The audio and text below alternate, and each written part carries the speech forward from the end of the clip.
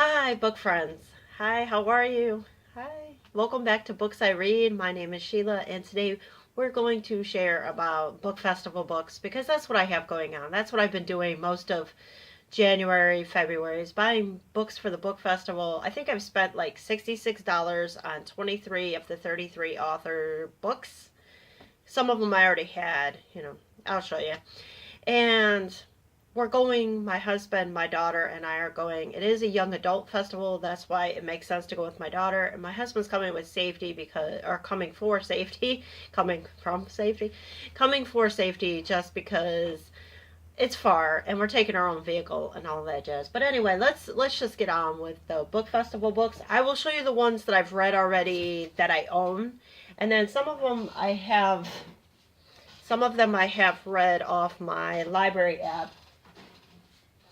And I'm not going to go into real lots of depth or lots of details because you could go over to my goodreads.com, BooksIRead, and you could see more of the in-depth review that I left. I don't want this video to get too long. But anyway, these are in no particular order that I read them.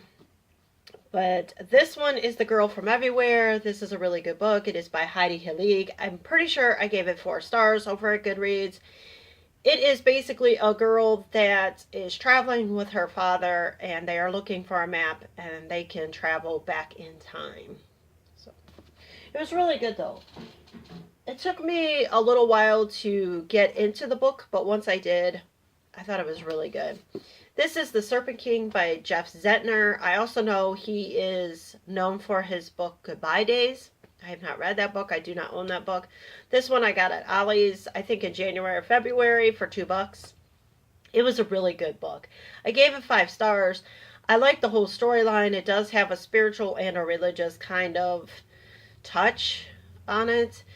But I absolutely love the characters. I love Travis. I love Dill. And I forget the girl's name. But it was a really great story. It really, really moved me. It was really good. I really enjoyed this story. And I believe my Dollar Tree had this book last week for $1. I don't know if they still do. This book, I didn't think I was going to get into it. Sorry about the glare. It is Proxy by Alex London. It is about a kid that he is a proxy. A proxy is somebody who takes punishment for somebody else or somebody who has more than another person. Basically takes punishment, torture, that kind of thing. It was a really good book. I believe this is a duology and the second book is Guardians. I hope to read it someday. I just don't know when. And I'm pretty sure I gave this book 4 stars. This book is by Katie Upperman, Kissing Max Holden. I felt like it was your average contemporary.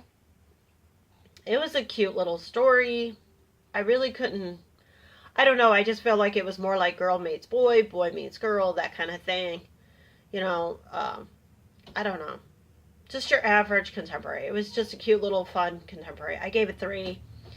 This one, The Last Thing You Said, Sarah Byron. And this one, again, it was a cute little contemporary. I gave it a 3. Her friend dies. She had a crush on her friend's brother, but when her friend died, things go a little crazy because they're both so sad. I guess that's the best way that I could describe it, but it was a good average contemporary. This one I thought was pretty good. This is by Jennifer Armentrout, White Hot Kiss. I don't believe that this particular cover on the copy that I have matches the story, but it is a really good story. The girl and or the main character, she is half demon, half gargoyle and or warden, they call it, but basically a gargoyle. She can't kiss anybody because she will, if they have a soul, because she will consume their soul. So it is just a really good story. It was a really fast read for me, and again, I think I gave it 4 stars. I read Secret by Lindsay Smith. This I gave 3 stars. I don't know, I just couldn't really get into the storyline. The girl has gifts, she's kidnapped. Her family knew, I don't know, like a spy of some sort with these special gift or abilities. I don't know, it just wasn't for me. It was really hard for me to read. But there are other books by Lindsay Smith because I do believe she has potential or is a good writer. So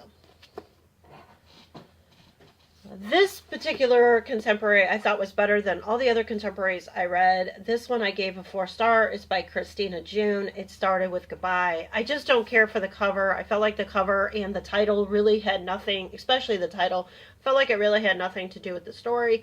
But it was a very, very excellent contemporary. At this moment, I can't even remember. Oh, okay, I remember now. The main character, is falsely accused of a crime she didn't commit, and you follow her journey with her. That's all I'm going to tell you, girl. I don't know, because that's pretty much it. But it is really good. I would have to say this one was better written than some of the others I have read. I like the characters in this one. I just really enjoyed the story in this one. I just felt like it was better written or well written, and I like the parents. I felt like the parents finally in a young adult book acted like young adult parents might act. And this one, E.K. Johnson's Exit Pursued by a Bear. This was good. It was average. It was a 3. I gave it a 3. She's a cheerleader. Something tragic happens to her and she has to deal with it and go through it. And I love her counselor, and I don't know. I just thought it was a really good book, but I did give it a 3 because, well, if you read a deeper review, you'll see.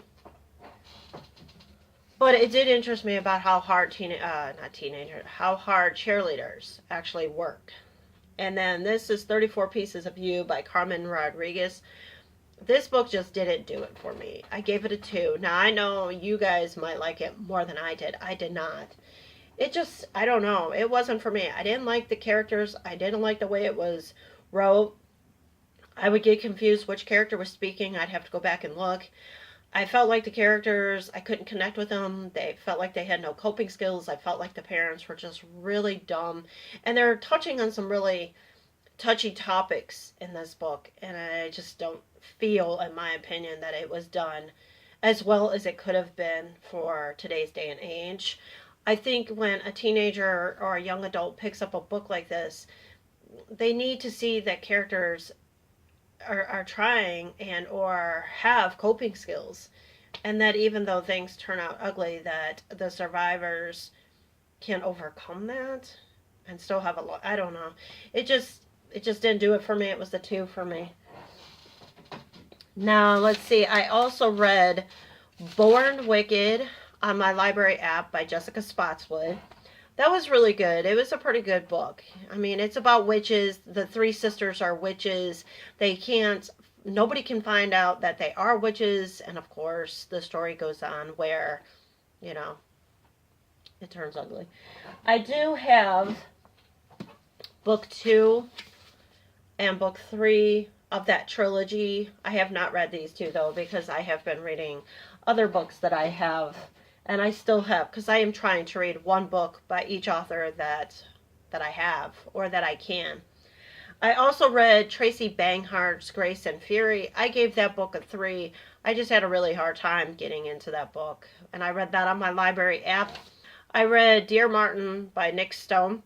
I liked the book. I think I gave it a 4-star. But it is touching on a very controversial subject.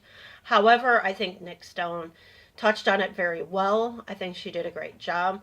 But it's just sad to me that that topic is still that way. That situation, that issue, that people are still treated so differently. It was a really hard read for me, but the author did an amazing job with it. That's all I can say.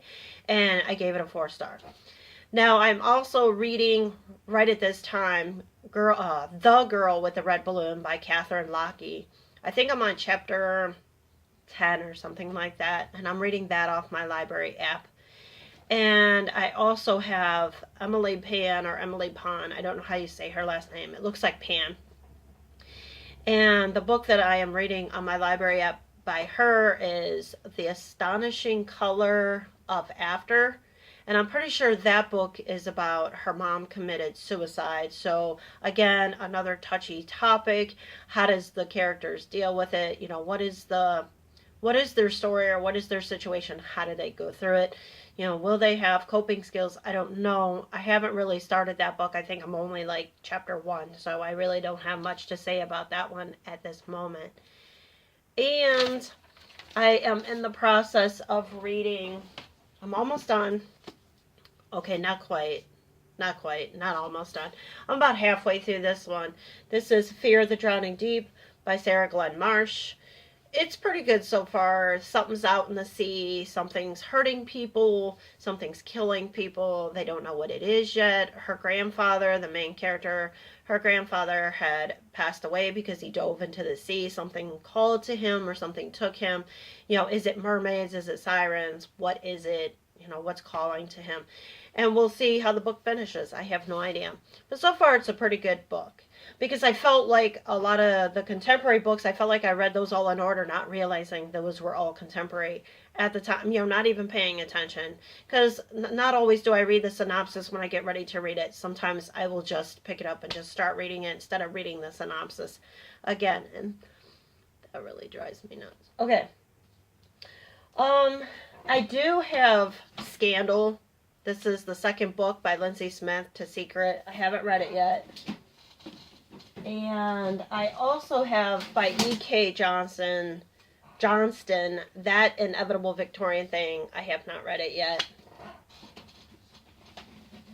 And I have Dream Strider by Lindsay Smith. I hope I get to read this one, though, because I think it's different from her Secret, you know, kind of the way she wrote in that compared to the way she wrote in this. Because this one I know has better ratings, or at least it did. And then, let's see, these are the other books. Let's see, the other books I still need to read is Libra Bray, a book by her. A Great and Terrible Beauty is the one I have. I don't know, you know, we'll see. I have Kristen Limpert Martin, Tabula Rosa. Rosa. Sorry about glare.